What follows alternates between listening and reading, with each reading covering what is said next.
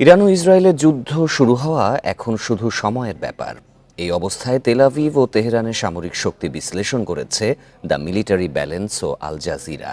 দুই পক্ষের যুদ্ধবিমান ও আকাশ প্রতিরক্ষা ব্যবস্থা সমমানের হলেও ইসরায়েলের চেয়ে ইরানের সক্রিয় সেনা, আর্টিলারি সিস্টেম ও সাবমেরিন অনেক বেশি। তবে রিজার্ভ ফোর্সের সংখ্যায় তেহরানের চেয়ে ঢের এগিয়ে তেল আভিভ। এ বিষয়ে আলোচনা করতে এবার রাজধানীর বসুন্ধরা আবাসিক এলাকা থেকে আমাদের সাথে যোগ দিচ্ছেন রেডিও তেহরানের এডিটর সিরাজুল ইসলাম। জনাব সিরাজুল ইসলাম, আপনাকে স্বাগত জানাচ্ছি। মধ্যপ্রাচ্যে এই মুহূর্তে যে সংঘাত, তাহলে পরিস্থিতি এখন কোন দিকে মোড় নিচ্ছে? যুদ্ধ কি পুরো অঞ্চলে ছড়িয়ে পড়েছে কি? আপনাকে ধন্যবাদ ইন্ডিপেন্ডেন্ট টেলিভিশনের দর্শক শ্রোতাদেরকে। আপনি যে প্রশ্ন করলেন সে প্রশ্নের জবাবে বলতে হবে যে মধ্যপ্রাচ্যের যুদ্ধ ছড়িয়ে পড়বে কি পড়বে না। আমি গত কয়েকদিন থেকে এ প্রশ্নের জবাবে বলে আসছি যে সবকিছু নির্ভর করছে আমেরিকা এবং ইসরায়েলের উপরে। ইরান হামলা করার পরেই পরিষ্কার করে বলে দিয়েছে, গত মঙ্গলবার রাতে যে হামলা করলো তারপরে পরিষ্কার করে বলে দিয়েছে যে আমাদের হামলা আপাতত শেষ। ইসরায়েল যদি কোনো রকমের প্রতিক্রিয়া দেখায় এবং যদি ইরানের উপরে কোনো রকমের হামলা চালানোর চেষ্টা করে বা হামলা চালায়, তাহলে কঠোর জবাব দেওয়া হবে এবং এবারের জবাব হবে ইরানের আগের বারের চেয়ে অনেক বেশি ভয়াবহ, কঠোর। তো এই অবস্থায় যুদ্ধ পুরো মধ্যপ্রাচ্যে ছড়িয়ে পড়বে কিনা বা ইরান ইসরায়েলের ভেতরে যুদ্ধ পুরোপুরি লেগে যাবে কিনা, সবকিছুই ইসরায়েল এবং আমেরিকার উপর নির্ভর করছে।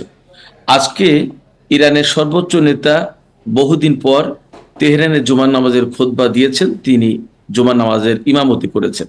সেখানে তিনি পরিষ্কার করে বলেছেন যে ইসরায়েল ইরানের বিরুদ্ধে বা মধ্যপ্রাচ্যে যে অপরাধ করেছে সেই অপরাধের মাত্রার তুলনায় ইরান যে শাস্তি দিয়েছে সেটা খুব সামান্য।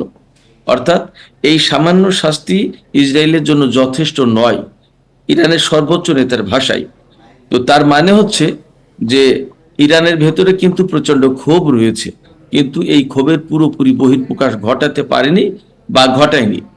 এই অবস্থায় তিনি একথাও বলেছেন আজকের জুমার নামাজের খুতবায়। তিনি একথাও বলেছেন যে যদি ইরান কোনো রকমের ইসরায়েল যদি কোনো রকমের হামলা চালায় বা আরো কোনো রকমের এই ধরনের অপরাধ করে, তাহলে এর চেয়ে অনেক বেশি মাত্রায় হামলা চালানো হবে ইরানের পক্ষ থেকে। এবং আমরা বিভিন্ন সূত্রে খবর পাচ্ছি যে মঙ্গলবারের দিন রাতে ইরান বলেছে যে 400+ তারা ক্ষেপণাস্ত্র ছুড়েছে, আর আন্তর্জাতিক বিভিন্ন গণমাধ্যমে আমরা খবর পাচ্ছি যে 200-র মতো ক্ষেপণাস্ত্র ছুড়েছে ইরান। তো আমরা বিভিন্ন সূত্রে নতুন করে খবর যেটা পাচ্ছি সেটা হচ্ছে যে ইরান প্রয়োজনে এবার অন্তত 1000 ক্ষেপণাস্ত্র ছুড়বে। জনাব এবং সিরাজুল ইসলাম, খোমেনি তো আজকের খুতবায় আরো একটি বিষয় উল্লেখ করেছেন যে মুসলিম দেশগুলোকে তিনি ঐক্যবদ্ধ হওয়ার আহ্বান জানিয়েছেন। তো এই ঐক্য কি সম্ভব বলে আপনি মনে করেন কি, বা যদি না হয় তাহলে এটি কেন হবে না? আপনার প্রশ্নের দুটো অংশ, তো প্রথম অংশের জবাবে বলবো যে ঐক্য আসলে হওয়া উচিত, ঐক্য হওয়া উচিত। এবং একটা ঐক্য তো আছে, একটা ঐক্য আছে এই অর্থে যে আরো 20 বছর আগে যদি আমরা দেখতাম তাহলে হয়তো ইরান অনেকটা একা ছিল। সেই দিক দিয়ে এখন কিন্তু ইরানের পক্ষে অনেকগুলো দেশ বা প্রক্সি ফোর্স হিসেবে অনেকগুলো ফোর্স কিন্তু ইরানের পক্ষে, ইরানের সাথে ইরানের হয়ে কাজ করছে। যেমন রাষ্ট্র হিসেবে লেবানন, সিরিয়া, ইরাক, ইয়েমেন, এরা কিন্তু সরাসরি এই সামরিক সহযোগিতা বা সামরিক কোঅপারেশনে ইরানের সাথে আছে রাষ্ট্র হিসেবে। এবং এই সমস্ত নিশ্চয়ই দেশে এটা হয়তো সামনে বিভিন্ন দেখার বিষয় যে এরকম একটা জোটেরই থাকে কিনা। আরেকটি বিষয় বিভিন্ন একটু জানতে সংগঠন। চাচ্ছিলাম যে জনাব সিরাজুল ইসলাম, ইসরায়েলের এই যে আগ্রাসনগুলো করছে, এই বিষয়ে পশ্চিমাদের নীরবতা, বা আমেরিকাও সেখানে বলছে যে তারা ইসরায়েলের পক্ষেই রয়েছে সামনে যদি কোনো আক্রমণ হয়, তো সংঘাতে কি যুক্তরাষ্ট্র প্রত্যক্ষ মদদ দিচ্ছে কি? আপনার হাতে যদি বেশি সময় থাকে তাহলে আপনার প্রশ্নের দ্বিতীয় অংশের আমি জবাব দিয়ে আসি আগের প্রশ্নের, কেন ঐক্য সম্ভব না, যদি আপনার প্রশ্ন মানে সময় থাকে। যে আমাদের সময় স্বল্প রয়েছে, আপনি যদি বলতেন আর কি। আচ্ছা, খুব সংক্ষেপে আমি বলি, ঐক্য সম্ভব না মূলত দুইটা কারণে।